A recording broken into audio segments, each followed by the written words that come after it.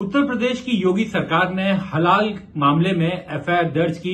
उसके बाद से पूरे देश में विवाद खड़ा हो गया है। दो तरह की बातें सामने आ रही हैं। एक बड़ा वर्ग है जो इसको बहुत ही स्वागत योग्य कदम बता रहा है और एक वर्ग है जो इसकी खिलाफत कर रहा है। स्वागत करने वाले लोगों का यह कहना है कि जानबूझकर हलाल कंट्रोवर्सी खड़ी की गई है ताकि इसके कारण ध्रुवीकरण करवाया जा सके। आज हम आपको समझाते हैं कि आखिर ये हलाल कंट्रोवर्सी यानी ये हलाल विवाद की जड़ क्या है। आखिर क्या है हलाल कंट्रोवर्सी?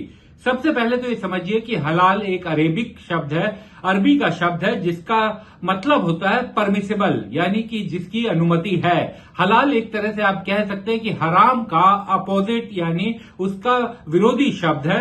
जो चीजें इस्लाम में हराम बताई गई हैं, ऐसे ही इस्लाम में कुछ चीजें हलाल बताई गई हैं। तो हलाल का मतलब है परमिसेबल और हराम का मतलब है जिसकी अनुमति नहीं हो। भारत में कई ऐसी कंपनियां हैं जो हलाल का सर्टिफिकेट बांटती हैं। जी हां, ये कंपनियां ऐसी कंपनियां हैं जिनको आप पैसा दीजिए, एक फीस दीजिए उनकी, और वो आपके प्रोडक्ट को हलाल सर्टिफाइड प्रोडक्ट दे देंगी। और खास बात यह है कि national accreditation board for certification bodies, जो क्वालिटी काउंसिल ऑफ इंडिया के अंतर्गत आता है, उसके तहत ये कंपनियां रजिस्टर्ड करवाती हैं। उसके बाद अपना हलाल सर्टिफिकेट ये देती है। कई ऐसी चीजें आपने देखी होंगी। एक सबसे बड़ी बात यह समझिए कि पहले केवल मीट या फिर जो मांस से बने हुए उत्पाद थे उसी को लेकर विवाद था कि ये झटका है या हलाल है। तो हलाल, क्योंकि जितने भी मुस्लिम धर्म से जुड़े हुए जो लोग हैं वो हलाल मीट ही खाते हैं, झटके का विरोध करते हैं और झटके को अनसाइंटिफिक बताते हैं और ये कहते हैं कि वो इस्लाम में हराम है। तो अभी तक केवल मीट या मांस से जुड़े हुए जो उत्पाद होते थे उन पर हलाल सर्टिफिकेशन होता था, और वो जब विदेशों में भी उत्पाद जब भेजा जाता था, एक्सपोर्ट किया जाता था, तो उस पर बाकायदा लिखा जाता था कि ये हलाल प्रोडक्ट है, यानी इसे हलाल तरीके से मारा गया है। लेकिन पिछले कुछ दिनों में हमने देखा, कुछ महीनों में खासतौर से हमने देखा, तेल, साबुन, दंतमंजन और ऐसी जो शहद, इस तरीके की चीजें जिनमें नॉनवेज का कुछ लेना देना नहीं है, जो पूरी तरीके से वेजिटेरियन उत्पाद है, उन पर भी हलाल सर्टिफिकेशन आने लगा। अब आप सोचेंगे कि ऐसा क्यों?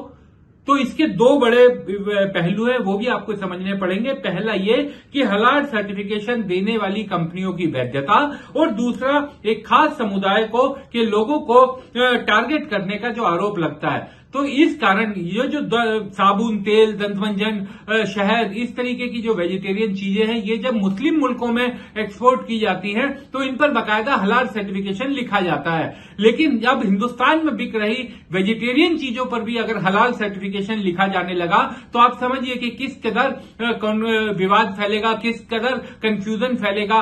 आदमी के दिमाग में यह आएगा कि आखिर इसे लिया जाए या ना लिया जाए। तो सबसे बड़ी बात यह कि हलाल सर्टिफिकेशन जो केवल नॉन वेजिटेरियन चीजें के लिए बना था कि ये पता चले कि ये हलाल तरीके से काटा गया मांस है या फिर झटका तरीके से, उसको धीरे धीरे वेजिटेरियन वस्तुओं पर भी लगाया जाने लगा। और जो मुस्लिम देशों में खास तौर पर भेजे जाने वाले उत्पाद हैं, चाहे वो वेजिटेरियन हो या नॉन वेजिटेरियन हो, उन सब पर हलाल सर्टिफिकेशन कर दिया गया। तो कुल मिलाकर ये सीधा पैसे का खेल है, बड़े पैसे का खेल है और एक खास समुदाय को टारगेट करने का खेल है, जिसके खिलाफ यूपी सरकार ने एक बड़ी पहल की है। और आम लोगों के दिमाग में जो एक कंफ्यूजन पैदा करने की कोशिश इस हलाल सर्टिफिकेशन के जरिए की जा रही थी, उसको तोड़ने के लिए और इस पैसे के गोरखधंधे को तोड़ने के लिए यूपी सरकार ने यह एफआईआर दर्ज की है।